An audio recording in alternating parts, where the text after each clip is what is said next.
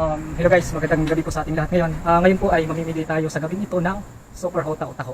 Ang bibigyan po natin ngayon, yung makikita natin sa daan, yung meron ng din yung anong oras ngayon, boss? 11 o 10? 10. O 10, malapit na tayo mag-11. Pero yung taho natin is third batch ito na luto. Kaya ang bibigyan natin ng taho ngayon, yung nakukuha ng basura, nasa sentro, at makikita natin sa daan na yung mga pulubi din guys, at saka yung mga homeless o walang bahay. Yun, meron tayong makikita sa daan, bibigyan natin ng taho. Tara po, samahan niyo po kami. Tara guys. Ay, bago po pala yun, si-set up pa lang. Set up ko muna yung kargadura. Yan. Yung nalagay ko sa motor ko. Yan. Kaya. Yan lang. Yan lang po ba? Ito pa. Yan lang po ba? Ibusin kami. Sige. Mas.